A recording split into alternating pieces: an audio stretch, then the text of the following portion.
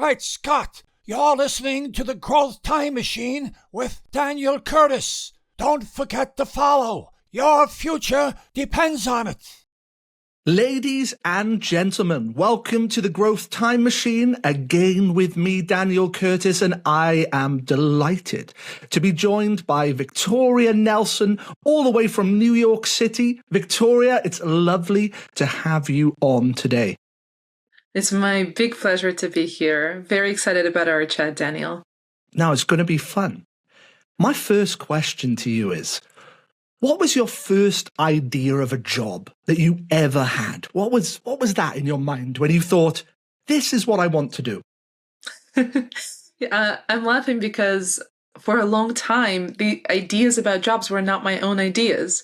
They were ideas that my parents were feeding me. And at that time, growing up in the Soviet Union, the jobs were become an economist, a lawyer, a doctor. These were the only acceptable jobs. Everything else was fluff. So that wasn't really even considered or negotiated in my family. And I went to law school because of this, which I did not graduate from. Instead, I immigrated into London and I lived there for a little bit. And that's where I went into the creative industry and became a fashion photographer.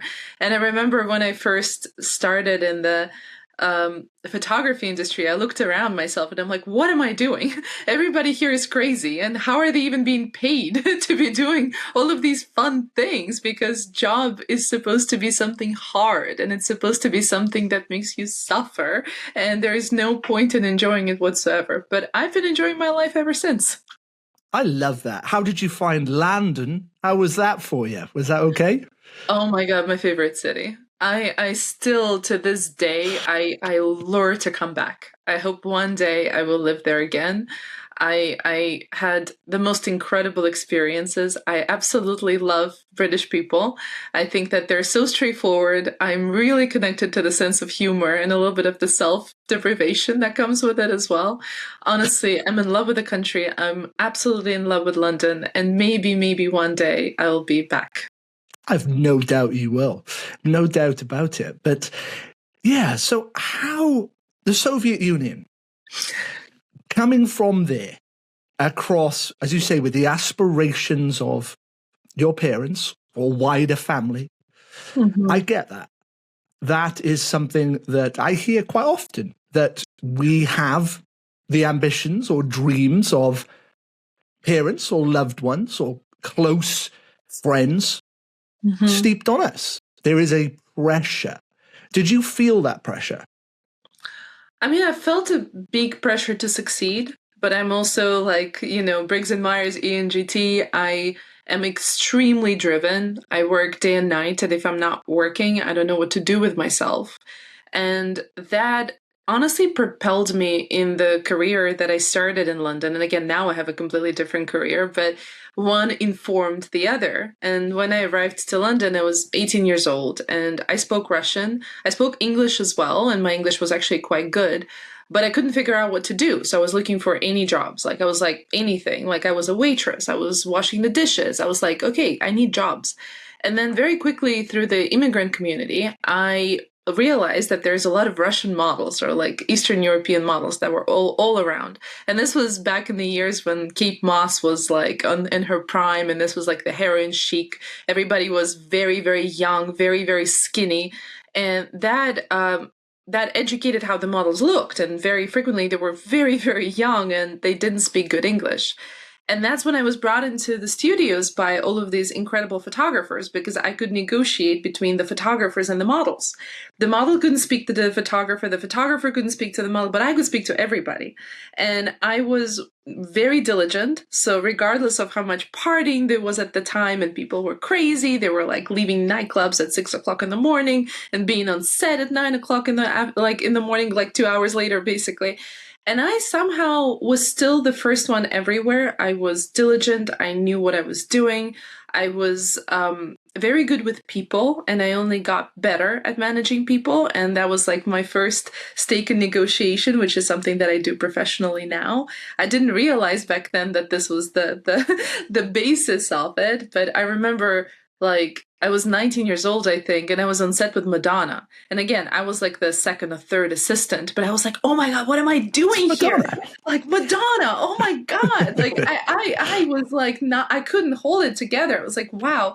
But very quickly I learned that when you have to manage big personalities that come in that industry in particular, you need to grow some skills. And I was like, okay, if I don't, how do you say, man up, then I will not survive. And I was like, okay, so let me see what works. And very quickly, like, I started learning, testing things. And then the better I became, honestly, not at photography, but like at managing people and being good at my job, the higher I propelled in that industry. And that is exactly what eventually brought me to New York. So how did that come about? So you were in London, living the dream in many ways, and hanging with Madonna and obviously some other incredibly talented and gifted people. So what made you go, this isn't for me anymore? Well, I stayed in the industry for 15 plus years. I just realized that I needed to move to New York, and there was like personal reasons behind that. I got married to an American, and I was like, I need to move for that reason, as well as New York had a lot of opportunities in that industry. And I realized that if I wanted to propel to like top 5 in the world or whatever it is of what I'm doing, New York would be the right place to be. And at first, New York was pretty rough. I remember arriving and, like, to me, I was like, I'm so used to the British tube and how beautiful that is. And I was like, oh my God. And then I went to the E train in New York subway. I was like, what is that? Where did I go? What kind of stupid decision this was? I don't get it. And I remember I went to like, everybody brought me to like the Times Square. And I went to the Times Square. I'm like, I don't like this. This is not my thing. And everybody kept saying like New York is supposed to be like everybody dreams about. I'm like, no, I want to go back to London. Like, that was the place I actually wanted to be, and I really related to. But the industry was actually here, and there was an enormous amount of opportunity, but the opportunity always came at a cost of an enormous amount of work.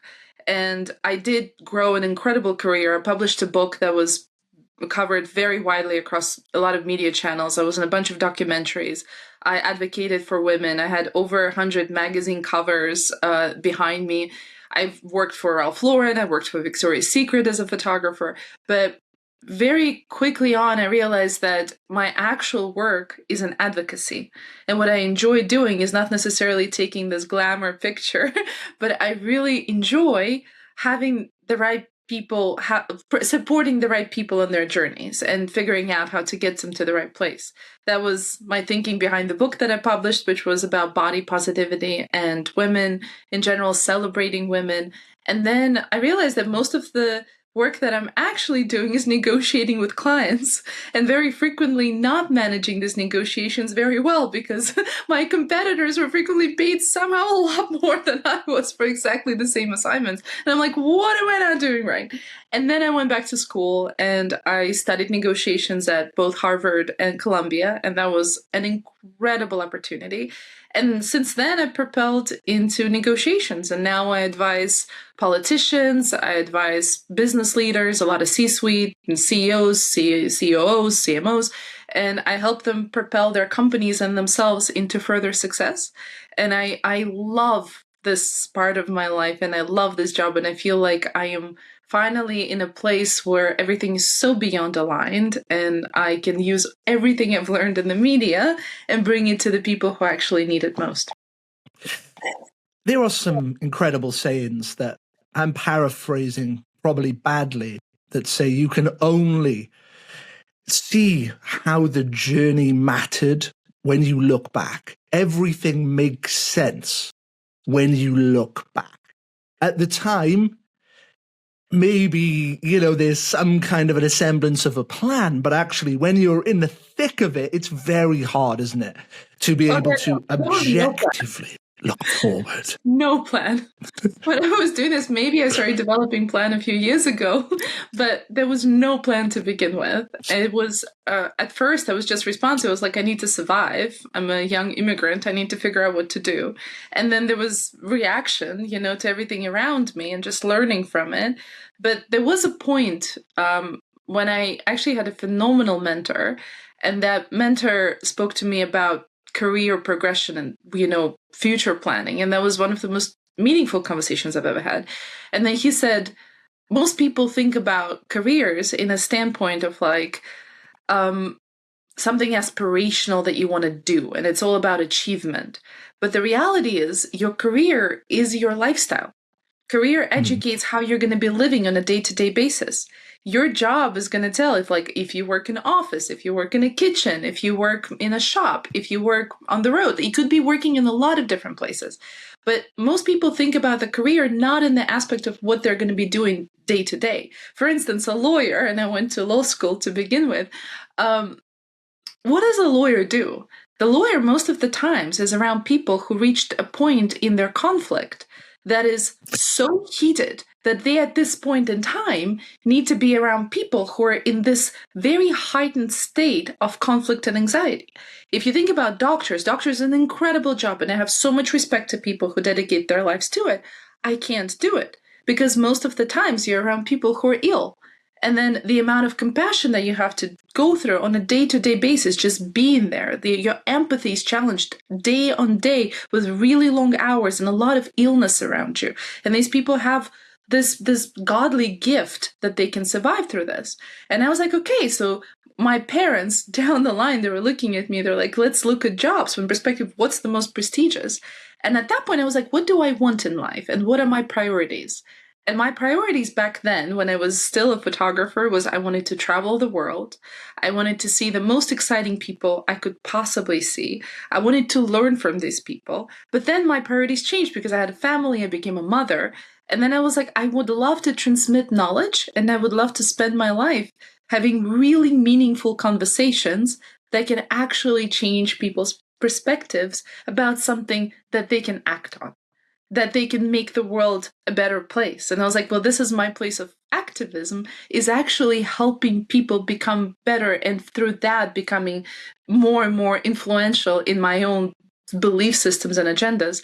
And I love thinking about careers from that perspective. Anyway. But a few things jump out straight away to me about you. Some, very clear kind of observations. One is this incredible work ethic. I have no doubt that you work incredibly hard. That comes across. That drive should just keep pushing the boundaries, keep doing better, keep improving. That jumps out instantly from you. The other thing which is very, very clear is that you are driven by contribution, actually helping people. It's not actually about recognition or anything like that. It's about how you can contribute genuine value to somebody's life, and how you can bring something to the table that moves them forward. There is a great selflessness about that. It's not, a lot of people could have done many of the things that you've done and be all about how the recognition works and the book and how the book's doing. But I genuinely believe that your aspiration is to help. That makes you one of my favorite kind of people. I love people who want to help, in whatever capacity they can. I haven't looked at that from that perspective. Thank you so much for this feedback. I actually feel very odd with recognition in a lot of ways. When the book was published, there was a night, and that was 10 years ago now. It was a long time ago, so I don't even think about it very often. But there was a really big party. It was on the Lower East Side of Manhattan in New York. And I think it was like about 200 or 300 people who came, and there was a lot of it was a very big glamorous party. I was wearing this beautiful dress, and it was all supposed to be so cool. And I remember coming home, and I walked home from that party, and I laid in my bed, and I think I felt the most unfulfilled I've ever felt. It was so strange. And actually after that, I took some time off, and I went and lived in an ashram in India for a second, because I was like, I need to find whatever is wrong with me, because that was so odd. And that is another thing, is about work that I keep coming back to, and even have a lot of conversations with my clients with, is that it's so difficult when the measure of success is a certain achievement. Because in a lot of ways, it makes you run toward that achievement. But when you get to the achievement, you actually feel hollow most of the time. And every single new achievement, it's more and more hollow. And one of the things that actually works is working toward a mission, is working toward a certain set of goals and ideas. And then every day becomes interesting because you're not running toward a certain achievement. Achievement might or might not happen, and then maybe there's going to be another benchmark after this. But the goal is shifted from the achievement to a day-on-day routine. And that day-on-day routine is so fulfilling because it's so aligned with your inner values that you actually feel incredible doing this every single day. And because of that, you have more longevity on the job in a lot of ways. I've learned this lesson the hard way. This is one, so I've been very lucky in my life. I too have got to work with some incredible people, and World Mental Health Day is a day that's, incredibly important to me. And I've had some wonderful campaigns go up in Times Square and Piccadilly Circus.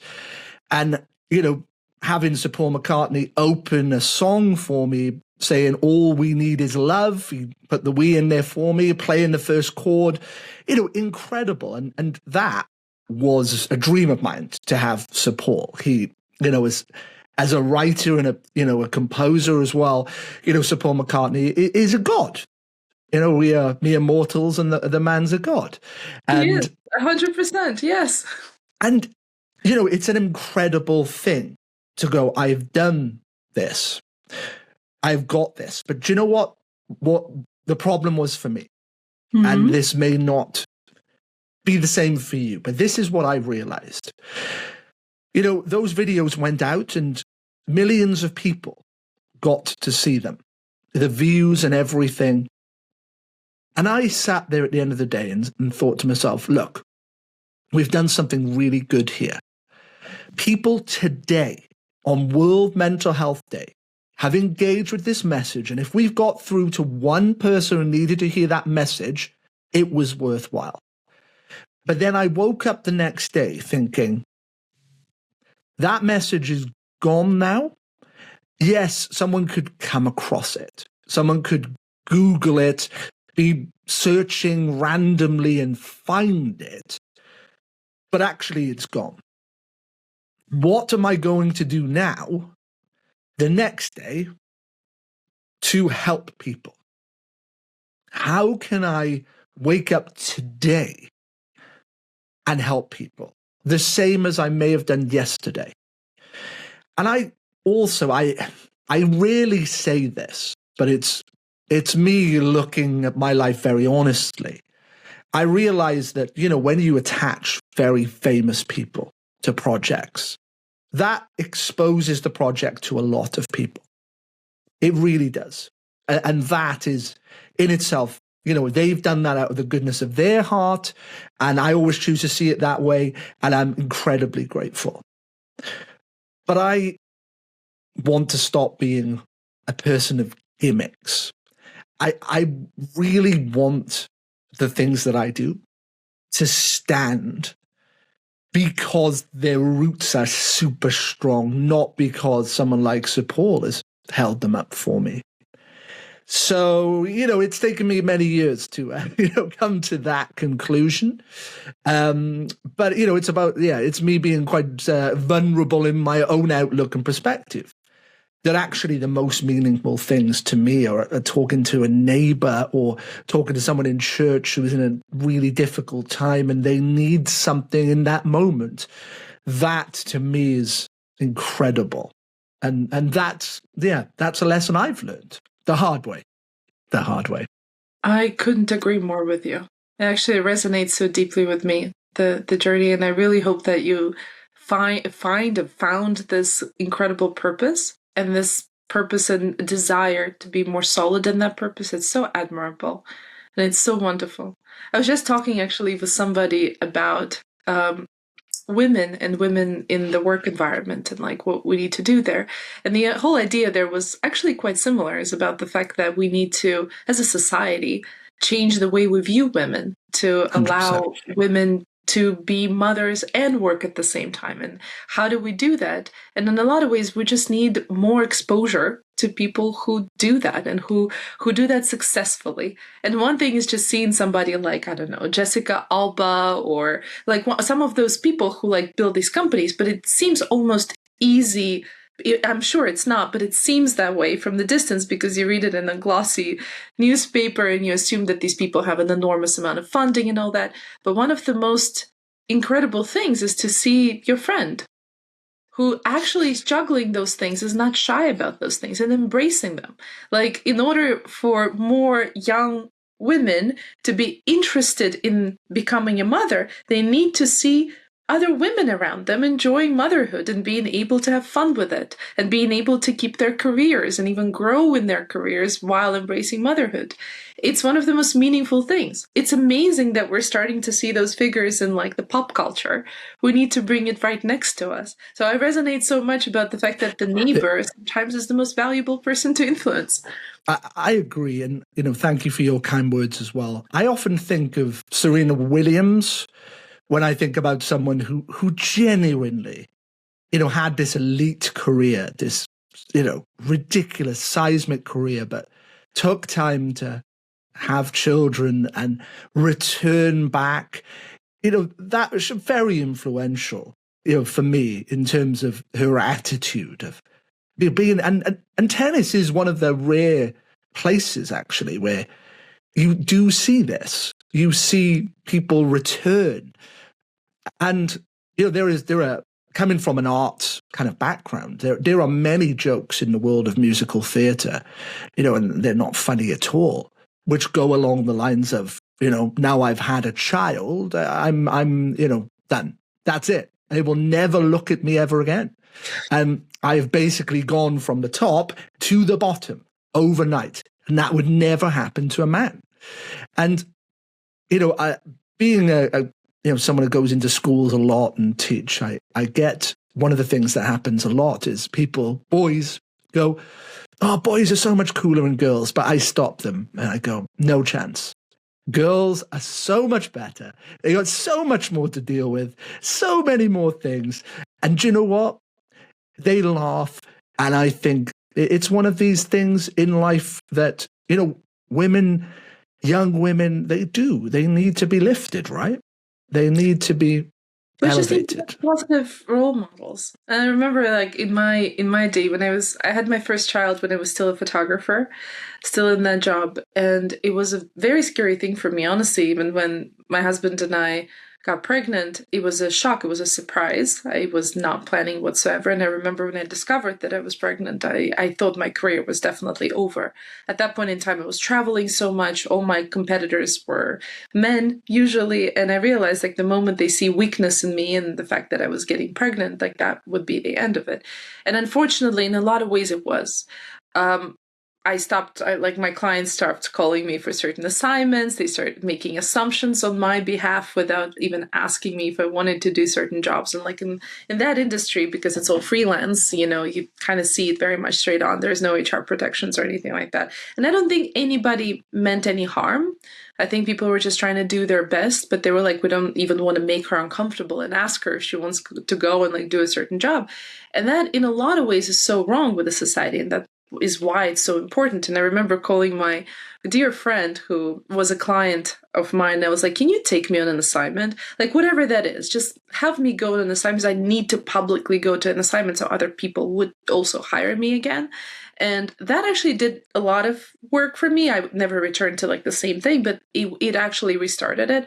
But what was really magical is that there was a fashion stylist who I worked with on a day-to-day basis, and she never wanted to have children because she was like, she had such an incredible career. She was so grateful for it. And she's like, well, I can't have a child because it's just not sustainable. And then she saw me get pregnant, and then she saw me go through this. And again, that wasn't easy and that wasn't great and whatever. But she chose to become a mother after that. And now she has her daughter.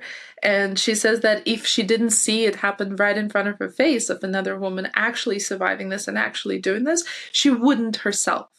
And that what keeps returning to the fact that most of our most important advocacy is sometimes right in front of us. And one of the things with photography as well, which is similar to your story with Paul McCartney and this massive initiative, is that I realized at some point in that career is that, okay, you take a picture of a very glossy magazine cover, whatever it is. A lot of people see it, but then, tomorrow there's a new cover, there's a circulation of that. And now that I work with the leaders, and I mostly work with female leaders in different industries and politics and all that, by strengthening their message and by strengthening their ability to advocate for themselves in situations, I'm actually creating significantly more impact. A lot of the work that I do is NDA'd, so I can't talk about all the details of what we do. But I realize that, I very much care about the impact that I will leave behind me one day when I leave this planet, and like, what did I do with my life? It's very important to me. But I realized that by working with these women one-on-one, by influencing a person next to me and showing her, what, it's hard, but we can do it, I feel an incredible amount of fulfillment. And I feel like I'm actually at like this genius level with my purpose, that I'm exactly in the right place, doing exactly the right thing. Maybe the work is invisible because, again, most of my work is NDA'd at this point. I can't talk about it. But I know that they will go out there and then they will have the tools that they didn't have before in order to achieve something that they didn't think was achievable maybe before this, or they didn't know how to achieve it. And that gives me an incredible boost of excitement and joy on a day-to-day basis. Again, sorry, this was a crazy whirlwind that I took you on. I love it. It's brilliant. It's fabulous. And, what you say resonates with me because I believe there are three parts to life. Number one, purpose. 100% agree. Having a genuine purpose, something, that motivates you, something that you are trying to push towards. Absolutely. I believe the other one is autonomy. So the ability to make some of your own decisions, even if you're working for someone else, so having some of the ability to make those decisions and influence your own life. It's not trapped. You are not incarcerated. You are out there living something rather than being told this is what you're going to do and you will deliver it. So purpose plus autonomy plus progress. So something is happening towards that purpose, you are going somewhere. So purpose, autonomy, progress. I think those three things for me, if you've got those, I see a lot more happiness in people when those three things are in place. I can absolutely see your point. These are all wonderful things.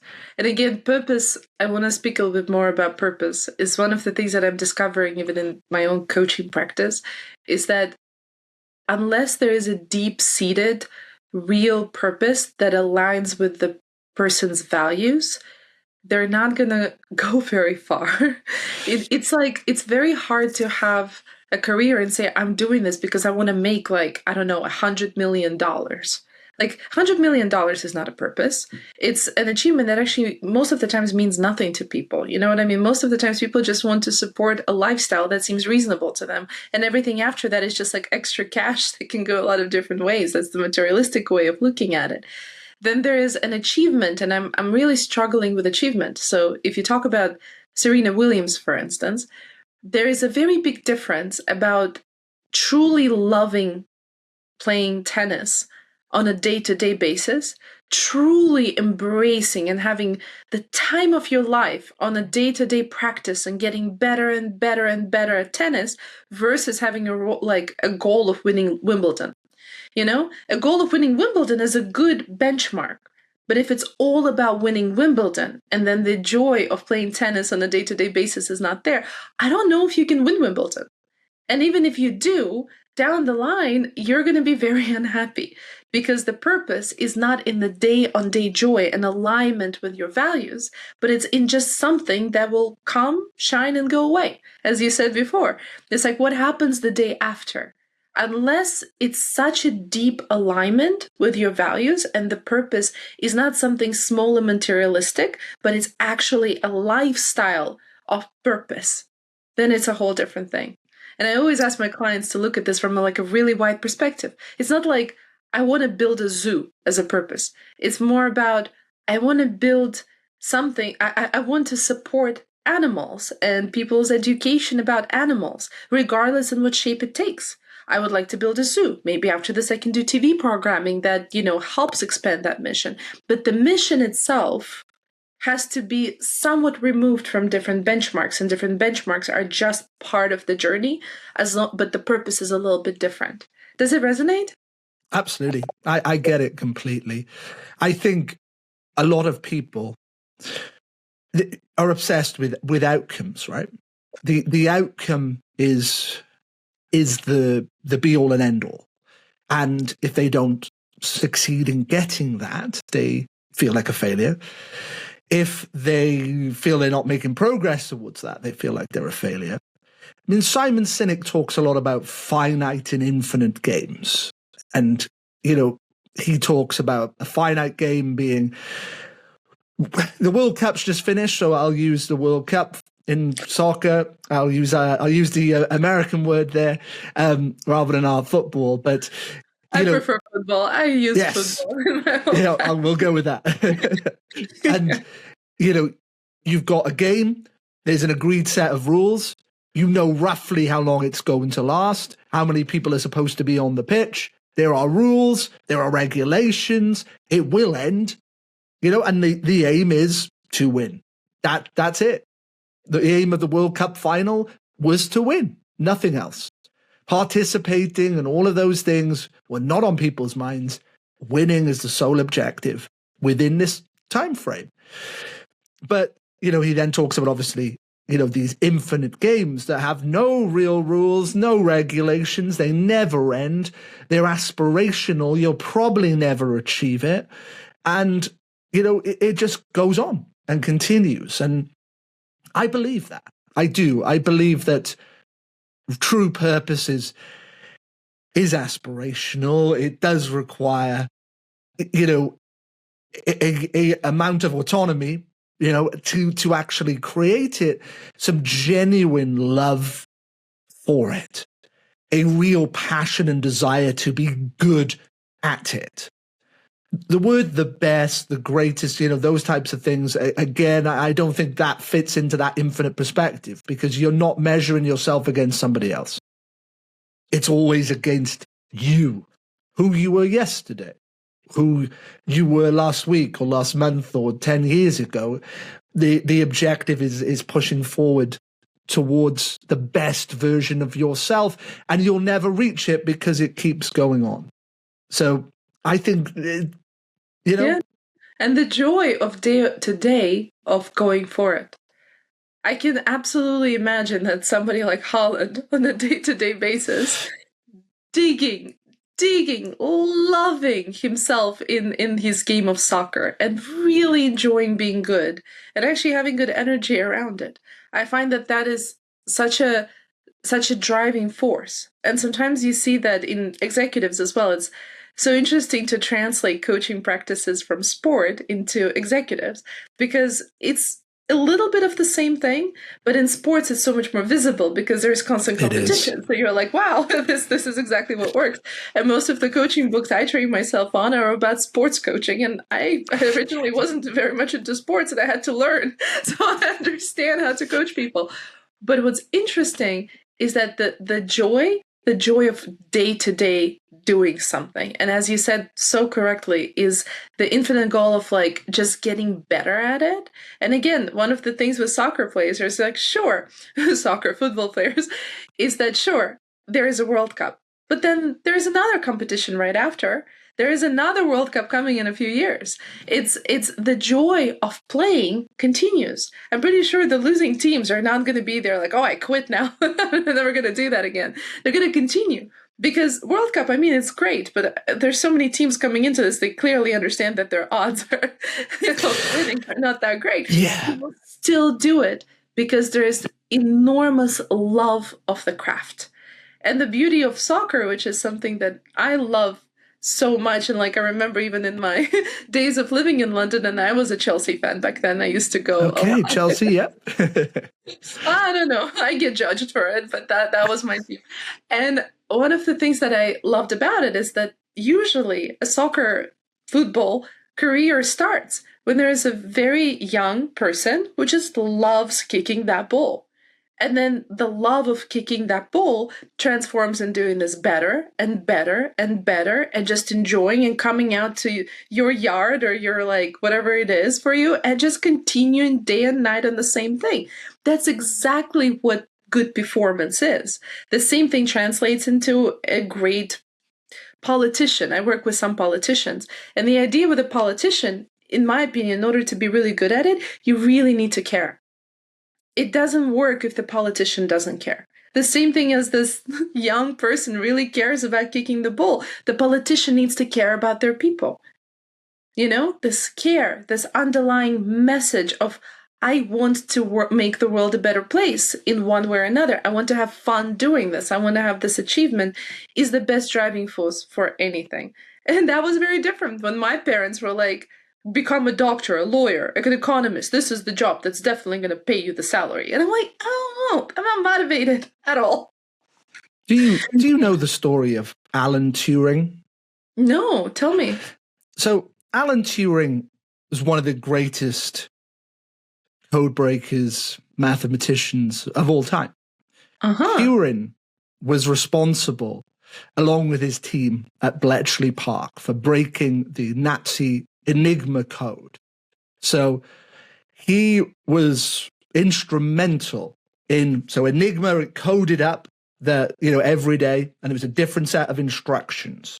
So him and his team were the people who, at Bletchley Park, worked out that some messages would be repeatable within every single message that ever went out. For example, Heil Hitler would be there.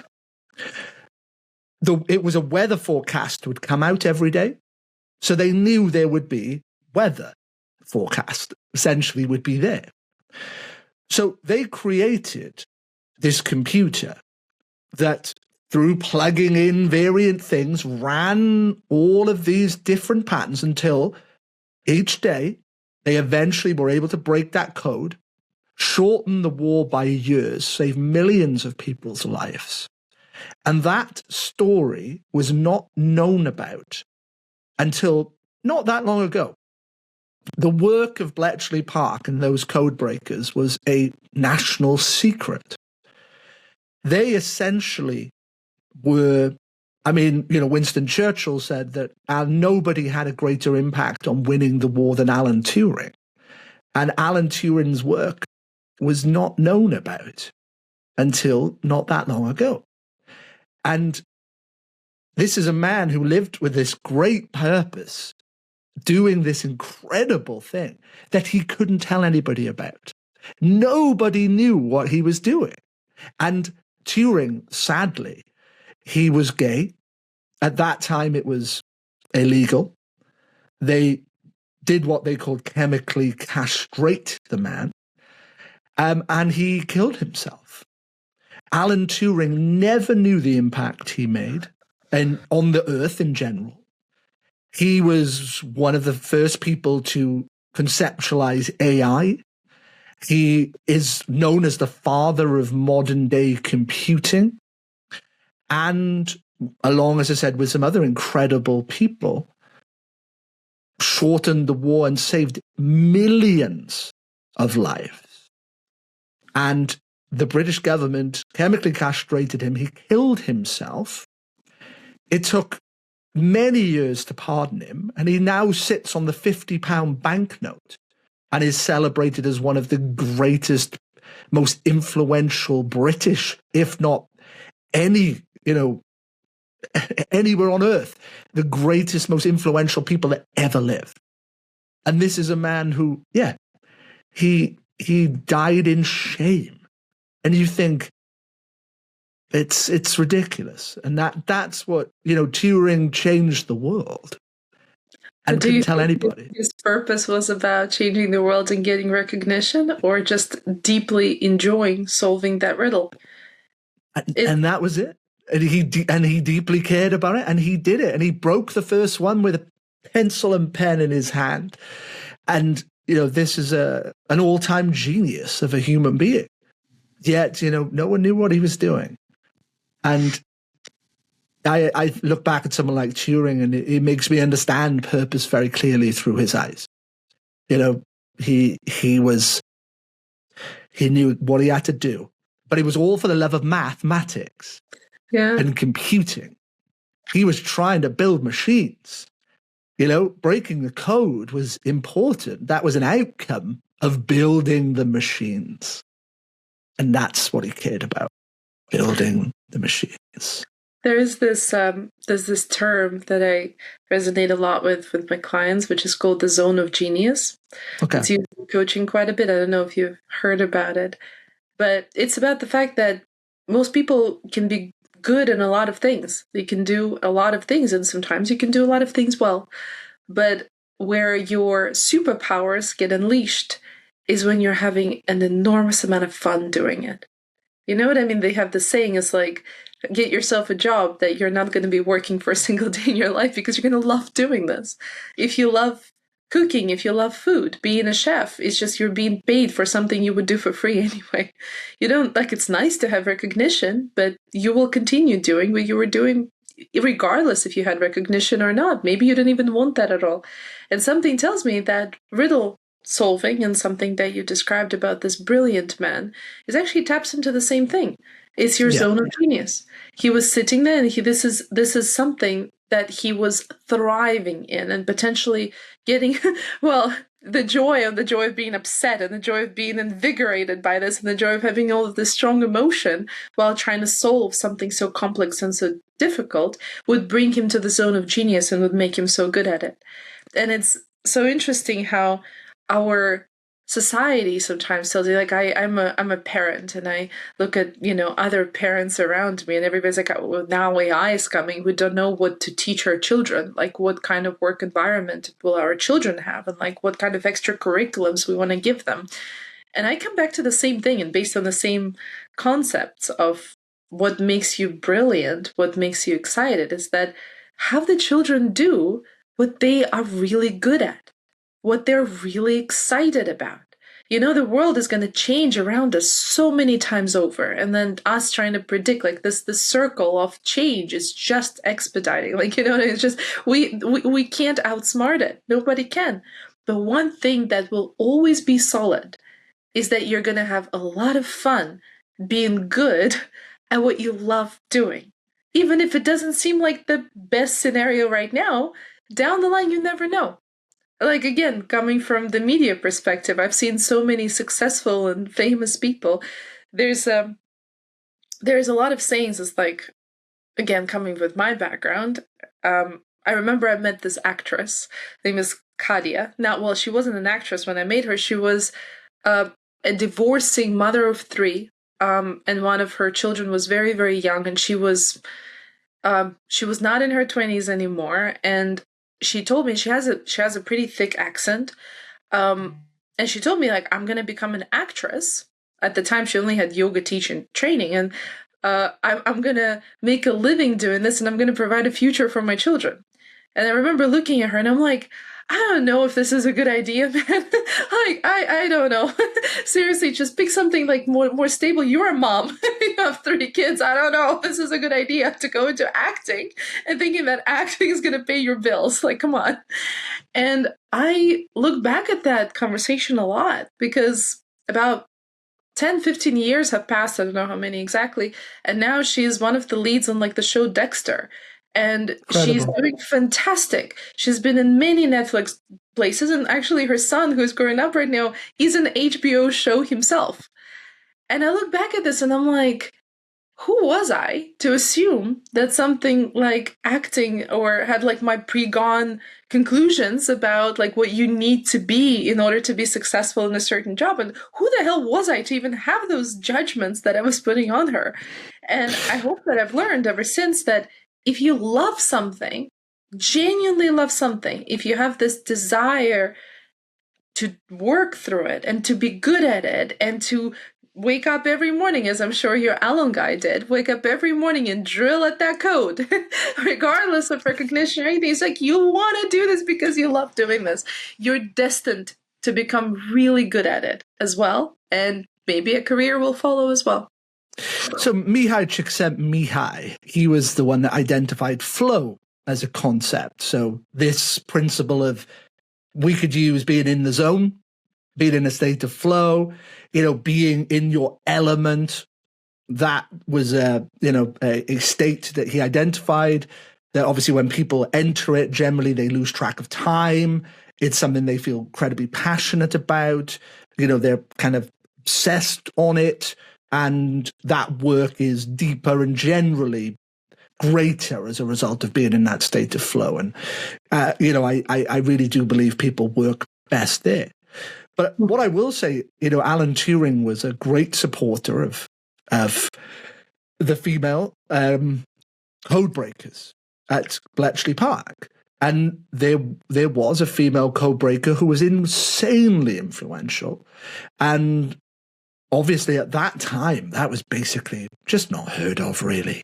It was a very male environment, but actually some of the greatest work there was as a result of incredible female minds.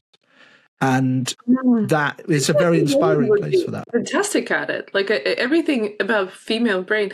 There's before computers were checking the money when the money was printed. Again, my husband's Australian. He told me that in Australia, they only hired women to check the money after printing that they were printed correctly. Because why? Women have incredible attention collection and deficit. Like they can look at like hundreds of bills and tell you that one's done wrong, and actually have satisfaction from it. What's the best piece of advice you've ever been given? The one that I spoke about earlier was pretty high up there. It's about choosing your life based on what you enjoy doing and something that aligns with the lifestyle that you want to have versus a lot of other metrics. Thinking of your life as a lifestyle. Again, there's a very big difference between life, lifestyle, and work. And having work and work your mission become your lifestyle and living through it on a day-to-day basis, that genuinely gave me an enchanted life. And I look around me and I feel so lucky on a day-to-day basis to have had one career and then having another career that are both aligned to where my heart is at that time. What's the lesson you've learned the hard way? Oh my God, negotiations. The fact that at a height of my photography career, I thought that I was supposed to be making a lot of money. It looked like I should be making a lot of money. I was shooting for the right clients. I was around all the right covers. I was doing just the right advertisements. And then there was a moment where I was like, I'm working. And then I looked around and I saw my competition. And then they somehow had a real estate portfolio in the Hamptons. And I was living in a studio apartment. And I was like, what exactly is going on here? And I realized that I focused so much on creating a portfolio that I was undervaluing myself the whole time through it. I was so grateful to be doing the job that I would agree to do the job for any cost. But then what happens when you do that is that you teach people that you are not worthy, because they start thinking you as a discount option, regardless of the quality of the output that you give. They nearly think, oh, we have a very, very important production. We need to pay somebody more money. So they're going to be looking for somebody who feels more exclusive. And I didn't understand that dynamic. And after negotiation schools and after learning the psychology behind it and how to advocate for yourself, I now look back and I think, I should have said no to a lot of opportunities that I was even excited to do because they were undervaluing me. I should have waited to be there and to get the right paycheck to do the right job instead of doing the right job just for the sake of it. Now you're really hitting me in the kind of personal part of my existence. I have been there. I have done what you're Same. I have. I've taken on those things to add it to a CV or to have the photo or the video or the credit when I knew I was being horribly undervalued. I have done that. I have lived that. I constantly battle with that. That's tough. So, yes, I completely agree. If you could tell your younger self something, if you could go back and say something, what would that be? I don't know. I think just, girl, it's going to be all right.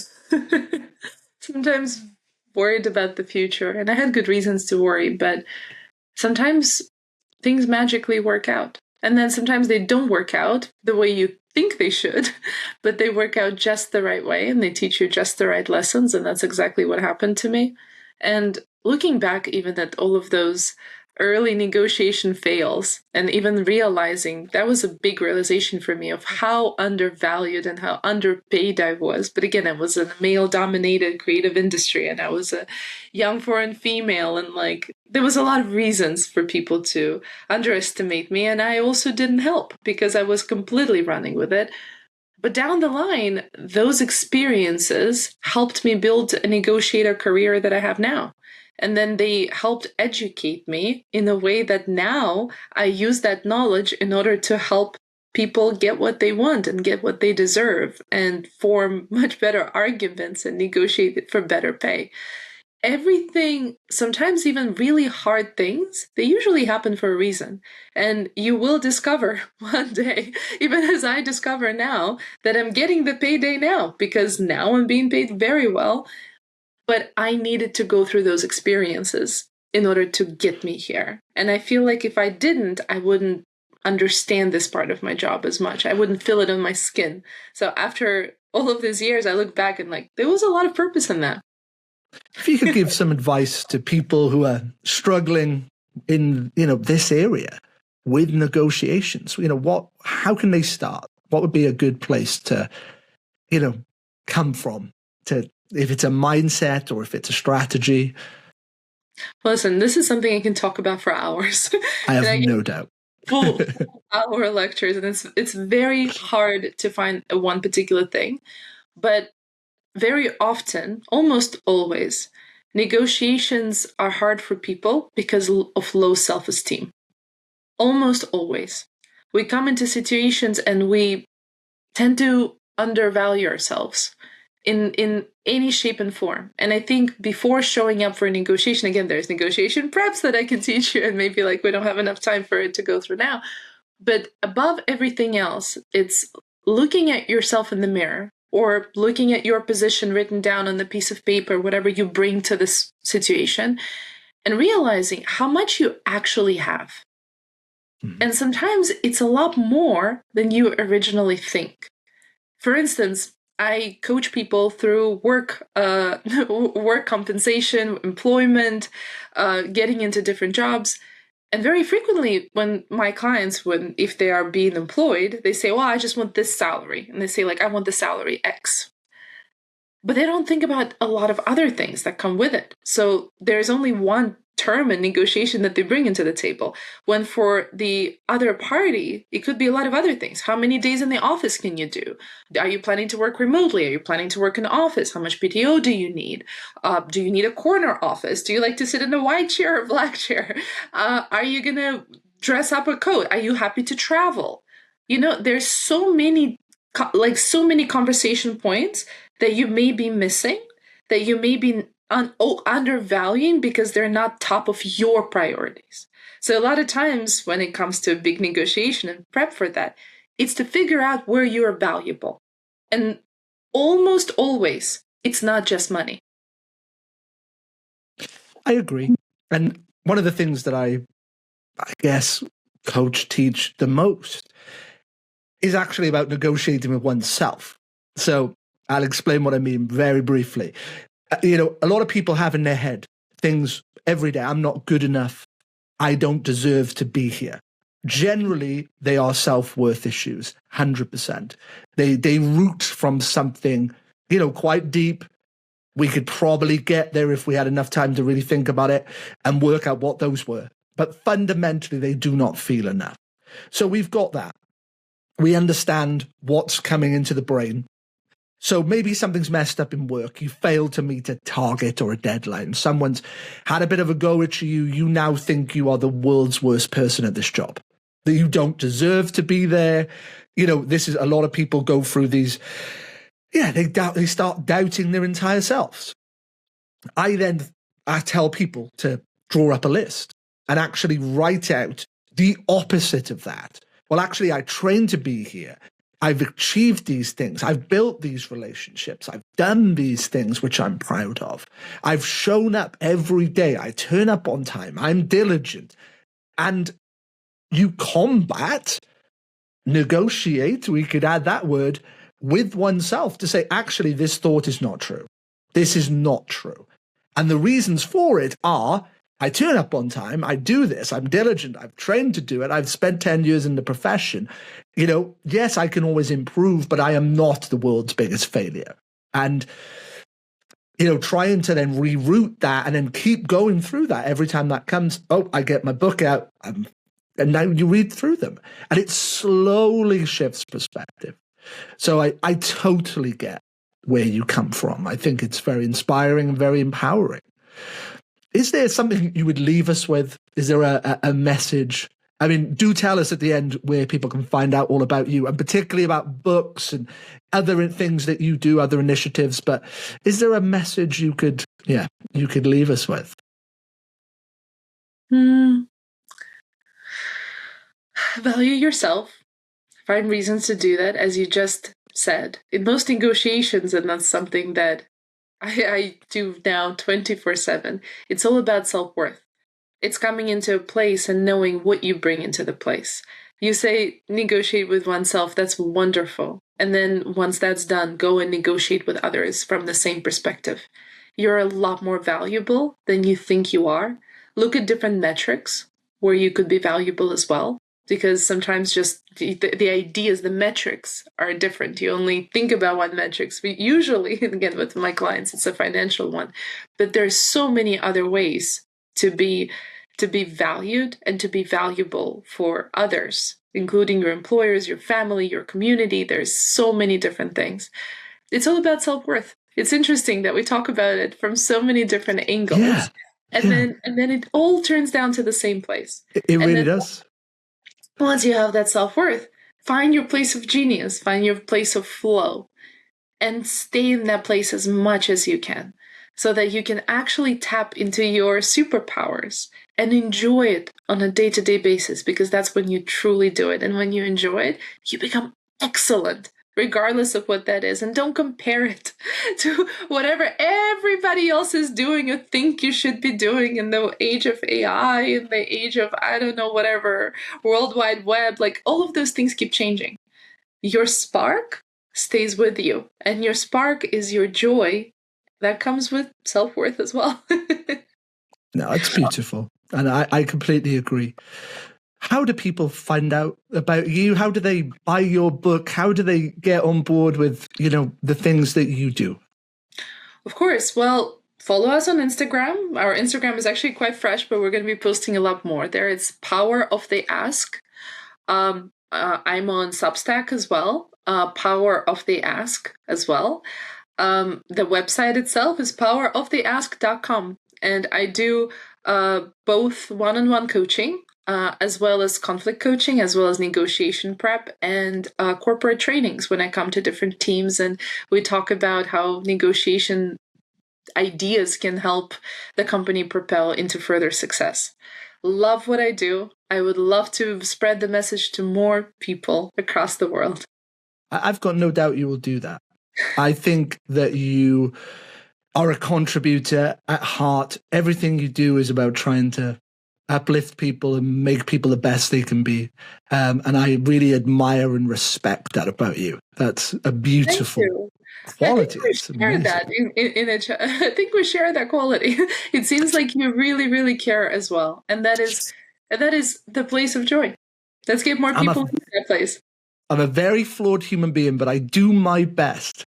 And I'm constantly challenging myself to, just keep doing more and keep trying to be better.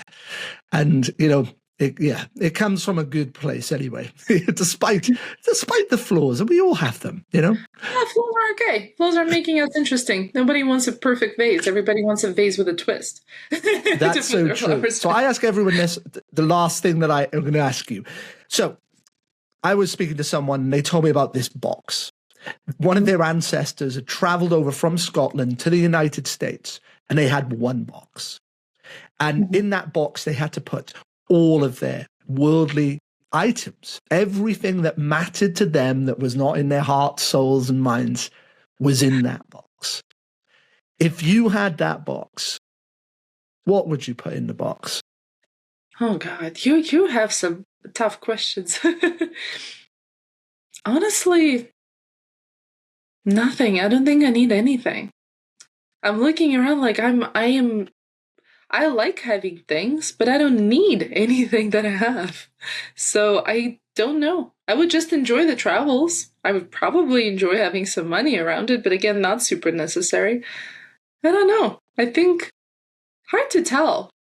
Hard to tell. It would be more like band-aids for my kids because they seem to be needing an enormous amount of band-aids everywhere they go.